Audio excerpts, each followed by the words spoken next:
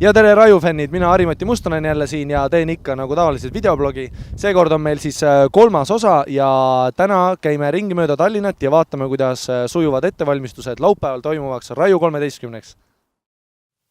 Ja hetkel olen siin Saku Suurhallis ja sain kätte ühe rajulastest, Elina, kes on juba kolmandat korda rajul. Elina, mis on su ülesanne? Mina olen Raju perenaine ja hoolitsen VIP-inimeste eest, et neil oleks ikka kõik toit laual ja joogid ja lauad kaetud ning samuti ka meeskonna eest. Ja kuidas siiamaani ettevalmistused läinud on? Kõik on kontrolli all. Oleme valmis külalisi vastu võtma.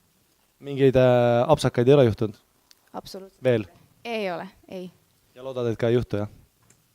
Ikka loodame parimat. Soovin sulle edu! Päo!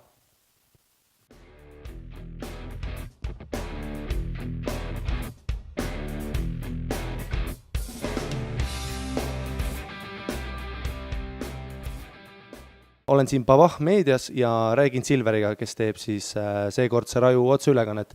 Et Silver, räägi, mis siis teie mänguplaan on? Tervist ka minu poolt. Ma arvan, et idee poolest on sama vana hea Raju oma tuntud kvaliteedis. Et kindlasti iga ülekandega me läheme paremaks ja ka kvaliteet tõuseb.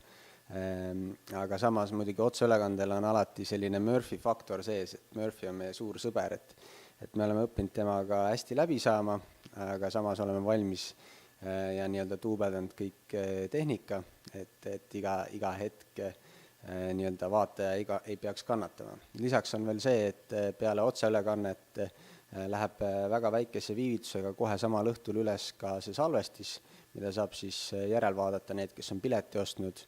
Ja pileteid saab juba praegult osta sellele ülekandele. Ülekanne ise hakkab pihta kell 7.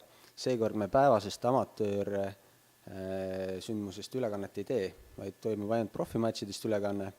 Ja juba enne 7 soovitame vaikselt peale tulla, et siis saab vaikselt juba sisse elada ja pärast neid matše nautida.